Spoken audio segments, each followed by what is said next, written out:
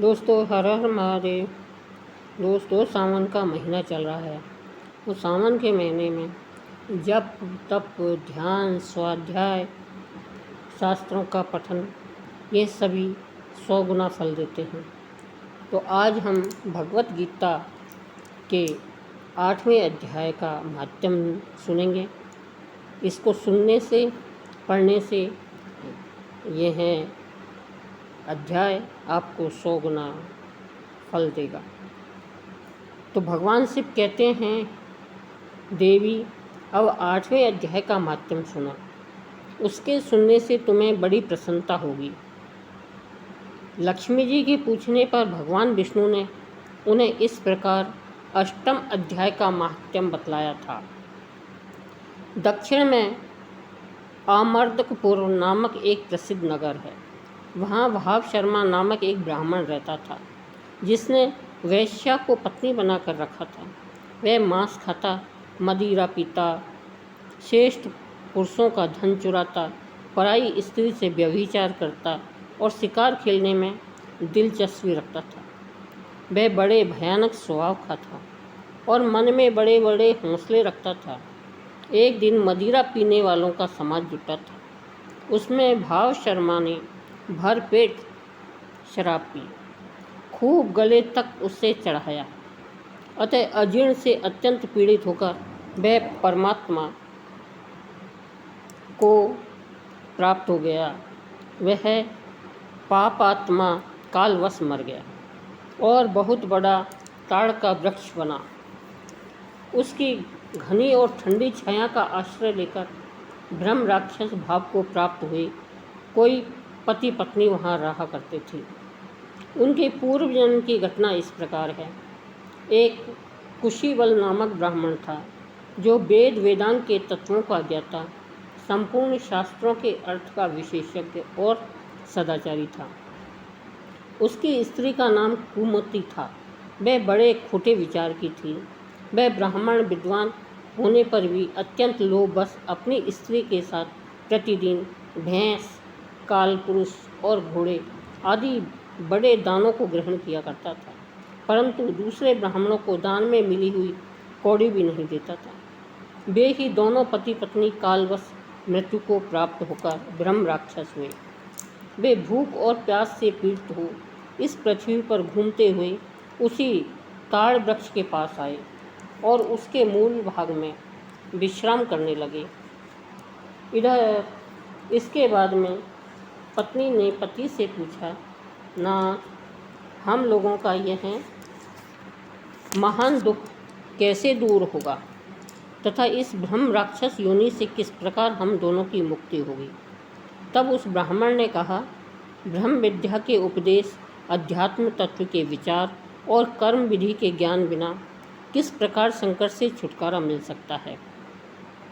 यह सुनकर पत्नी ने पूछा, किम तद ब्रह्म किम ध्यात्म किम कर्म पुरुषोत्तम। वह ब्रह्म क्या है, अध्यात्म क्या है और कर्म कौन सा है। उसकी पत्नी के इतना कहते ही जो आश्चर्य की घटना घटित हुई उसको सुना। उपयुक्त वाक्य गीता के 8वें अध्याय का आधा श्लोक था। उसके श्रवण से वह वृक्ष उस समय ताड़ के रूप को त्याग कर भाव शर्मा नामक ब्राह्मण हो गया। तत्काल ज्ञान होने से विशुद्ध चित्त होकर वह पाप के चोले से मुक्त हो गया तथा उस आधे श्लोक के ही माध्यम से वे पति पत्नी भी मुक्त हो गए। उनके मुख से देवात ही 8वें अध्याय का आधा श्लोक निकल पड़ा था। तदंतर आकाश से एक दिव्य विमान आया और वे दोनों पति पत्नी उस विमान पर आरूढ़ होकर स्वर्गलोक को चले गए। वहाँ का यह सारा वृतांत अत्यंत ही आश्चर्यजनक था। उसके बाद उस बुद्धिमान ब्राह्मण भाव शर्मा ने आदरपूर्वक उस आधे श्लोक को लिखा और देव जनार्दन की आराधना करने की इच्छा से वह मुक्तिदायिनी काशीपुरी में चला गया। वहाँ उस उदार बुद्धि वाले ब्राह्मण ने भारी तपस्या आरंभ कर दी। उसी समय क्षीर सागर की कन्या भगवती लक्ष्मी ने हाथ जोड़कर देवताओं के भी देवता जगतपति जनार्दन से पूछा, नाथ, आप सहसा नींद त्याग कर खड़े क्यों हो गए श्री भगवान बोले, देवी, काशीपुरी में भागीरथी के तट पर बुद्धिमान ब्राह्मण भाव शर्मा मेरे भक्ति रस से परिपूर्ण होकर अत्यंत कठोर तपस्या कर रहा है। वह अपनी इंद्रियों को वश में करके गीता के 8वें अध्याय के आधे श्लोक का जप करता है। मैं उसकी तपस्या से बहुत संतुष्ट हूँ। बहुत देर से उसकी तपस्या के अनुरूप फल का विचार कर रहा था। प्रिय, इस समय वह फल देने को मैं उत्कंठित हूँ। पार्वती ने पूछा, भगवान श्री हरि सदा प्रसन्न होने पर भी जिसके लिए चिंतित हो उठे थे, उस भगवत भक्त भाव शर्मा ने कौन सा फल प्राप्त किया?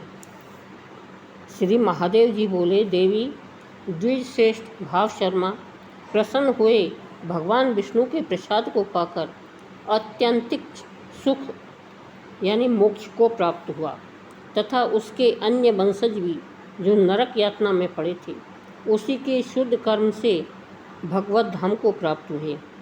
पार्वती, यह 8वें अध्याय का माध्यम थोड़े में ही मैंने तुम्हें सुनाया है। इस पर सदा विचार करते रहिए। बोलो विष्णुदेव भगवान की जय। दोस्तों, अभी हमने 8वें अध्याय का महत्व सुना। अब हम 8वें अध्याय के श्री कृष्ण और अर्जुन के अक्षर योग को सुनते हैं। यहाँ पर दोस्तों, ब्रह्म राक्षस ने की पत्नी ने ब्रह्म राक्षस से पूछा, किम तद ब्रह्म, किम अध्यात्म, किम कर्म पुरुषोत्तम। तो इसमें श्री कृष्ण भगवान अर्जुन को इस संवाद करते हैं। इस प्रकार भगवान के वचनों को ना समझकर अर्जुन बोले, हे पुरुषोत्तम, जिसका आपने वर्णन किया वह ब्रह्म क्या है, अध्यात्म क्या है, कर्म क्या है और अधिभूत नाम से क्या कहा गया है, अधिदेव नाम से क्या कहा जाता है। हे मधुसूदन, यहाँ अधियज्ञ कौन है और वह इस शरीर में कैसे हैं, और युक्त चित्त वाले पुरुषों द्वारा अंत समय में आप किस प्रकार जानने में आते हो। इस प्रकार अर्जुन के प्रश्न करने पर श्री कृष्ण भगवान बोले, हे अर्जुन, परम अक्षर अर्थात जिसका कभी नाश नहीं हो, ऐसा सच्चिदानंद घन परमात्मा तो ब्रह्म है और अपना स्वरूप अर्थात जीवात्मा अध्यात्म नाम से जाना जाता है तथा भूतों के भाव को उत्पन्न करने वाला शास्त्र विहित यज्ञ, दान और होम आदि के निमित्त जो द्रव्य आदि को त्याग है, वह कर्म नाम से जाना गया है। उत्पत्ति विनाश धर्म वाले सब पदार्थ अधिभूत हैं और हिरण्य में पुरुष आदिदेव है। और हे देहधारियों में श्रेष्ठ अर्जुन, इस शरीर में मैं वासुदेव ही विष्णु रूप से अधियज्ञ हूँ।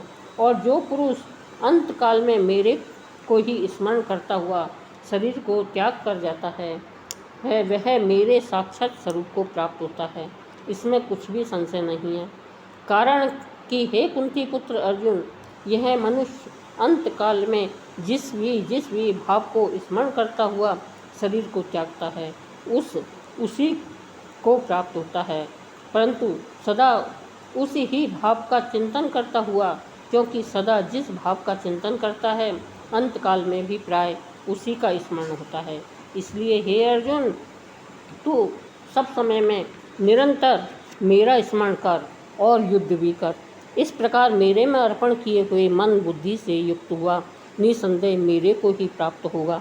हे पार्थ, यह नियम है कि परमेश्वर के ध्यान के अभ्यास रूप योग से युक्त अन्य तरफ न जाने वाले चित्त से निरंतर चिंतन करता हुआ पुरुष परम प्रकाश रूप दिव्य पुरुष को अर्थात परमेश्वर को ही प्राप्त होता है। इससे जो पुरुष सर्वज्ञ अनादि सबके नियंता सूक्ष्म से भी अति सूक्ष्म सबके धारण पोषण करने वाले अचिंत्य स्वरूप सूर्य के सदृश नित्य चेतन प्रकाश रूप अविद्या से अति परे शुद्ध सच्चिदानंद घन परमात्मा को स्मरण करता है, वह भक्ति युक्त पुरुष अंत काल में भी योग बल से भ्रकुटी के मध्य में प्राण को अच्छी प्रकार स्थापन करके फिर निश्चल मन से स्मरण करता हुआ उस दिव्य स्वरूप परम पुरुष परमात्मा को ही प्राप्त होता है। हे अर्जुन, वेद के जानने वाले विद्वान जिस सच्चिदानंद घन रूप परम पद को ओमकार नाम से जानते हैं, ओमकार भी कहते हैं, और आसक्ति रहित यत्नशील महात्मा जन जिसमें प्रवेश करते हैं, तथा जिस परम पद को चाहने वाले ब्रह्मचर्य का आचरण करते हैं, उस परम पद को तेरे लिए संक्षेप से कहूँगा। हे अर्जुन, सब इंद्रियों के द्वारों को रोककर अर्थात इंद्रियों को विषयों से हटाकर तथा मन को हृदय में स्थिर करके और अपने प्राण को मस्तक में स्थापन करके योग धारणा में स्थित हुआ जो पुरुष ओम इस एक अक्षर रूप ब्रह्म को उच्चारण करता हुआ और उसके अर्थ स्वरूप मेरे को चिंतन करता हुआ शरीर को त्याग कर जाता है, वह पुरुष परम गति को प्राप्त होता है। हे अर्जुन, जो पुरुष मेरे में अनन्य चित्त से स्थित हुआ सदा ही निरंतर मेरे को स्मरण करता है, उस निरंतर मेरे में युक्त हुए योगी के लिए मैं सुलभ हूँ, अर्थात सहजी प्राप्त हो जाता हूँ। वे परम सिद्धि को प्राप्त हुए महात्मा जन मेरे को प्राप्त होकर दुख के स्थान पर क्षण भंगुर पुनर्जन्म को नहीं प्राप्त होते हैं, क्योंकि हे अर्जुन, ब्रह्मलोक से लेकर सब लोग पुनरावृत्ति स्वभाव वाले अर्थात जिनको प्राप्त होने पर पीछे संसार में आना पड़े ऐसे हैं, परंतु हे कुंती पुत्र, मेरे को प्राप्त होकर उसका पुनर्जन्म नहीं होता है, क्योंकि मैं कालातीत हूँ और यह सब ब्रह्मादि के लोक काल करके अवधि वाले होने से अचिंत्य है। हे अर्जुन, ब्रह्मा का जो एक दिन है उसको 1000 चौकड़ी युग तक अवधि वाला और रात्रि को भी 1000 चौकड़ी युग तक अवधि वाली जो पुरुष तत्व से जानते हैं, अर्थात काल करके अवधि वाला होने से ब्रह्मलोक को भी अनित्य जानते हैं, वे योगी जन काल के तत्व को जानने वाले हैं। इसलिए वे यह भी जानते हैं कि संपूर्ण दृश्य मात्र भूतगण ब्रह्मा के दिन के प्रवेश काल में अव्यक्त से अर्थात ब्रह्मा के सूक्ष्म शरीर से उत्पन्न होते हैं और ब्रह्मा की रात्रि के प्रवेश काल में उस अव्यक्त नामक ब्रह्मा के सूक्ष्म शरीर में ही लय होते हैं। वह ही यह भूत समुदाय उत्पन्न होकर प्रकृति के बस में हुआ रात्रि के प्रवेश काल में लय होता है और दिन के प्रवेश काल में फिर उत्पन्न होता है।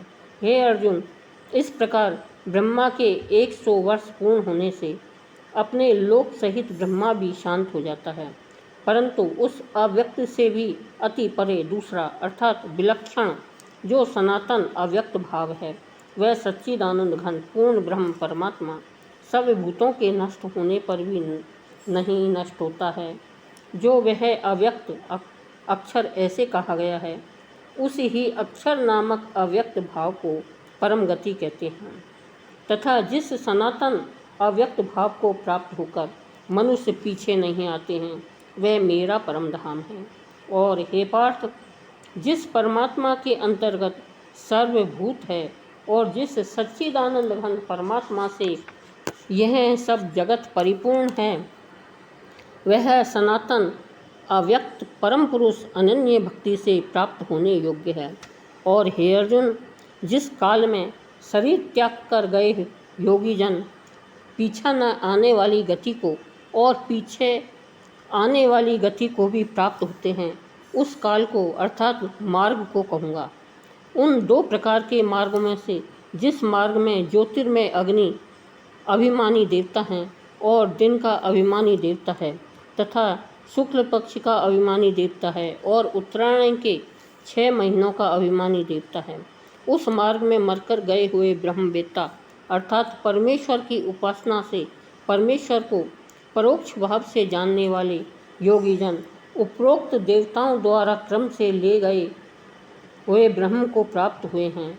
जिस मार्ग में धूम अभिमानी देवता हैं और रात्रि अभिमानी देवता हैं तथा कृष्ण पक्ष का अभिमानी देवता है और दक्षिणायन के 6 महीनों का अभिमानी देवता है, उस मार्ग में मरकर गया हुआ सकाम कर्म योगी उपरोक्त देवताओं द्वारा क्रम से ले गया हुआ चंद्रमा की ज्योति को प्राप्त होकर स्वर्ग में अपने शुभ कर्मों को का फल भोग कर पीछे आता है। क्योंकि जगत के ये हैं दो प्रकार के, शुक्ल और कृष्ण, अर्थात देवयान और पितृयान मार्ग सनातन में माने गए हैं। इनमें एक के द्वारा गया हुआ पीछे न आने वाली परम गति को प्राप्त होता है और दूसरे द्वारा गया हुआ अर्थात दक्षिणायन में गया हुआ पीछे आता है, अर्थात जन्म मृत्यु को प्राप्त होता है। हे पार्थ, इस प्रकार इन दोनों मार्गों को तत्व से जानता हुआ कोई भी योगी मोहित नहीं होता है, अर्थात फिर वह निष्काम भाव से ही साधन करता है, कामनाओं में नहीं फंसता है। इस कारण हे अर्जुन, तू सब काल में समत्व बुद्धि रूप योग से युक्त हो, अर्थात निरंतर मेरी प्राप्ति के लिए साधन करने वाला हो। क्योंकि योगी पुरुष इस रहस्य को तत्व से जानकर वेदों से पढ़ने में तथा यज्ञ तप और दानादिया के करने में जो पुण्य फल कहा है, उस सब को निसंदेह उल्लंघन कर जाता है और सनातन परम पद को प्राप्त होता है। बोलो विष्णुदेव भगवान की जय।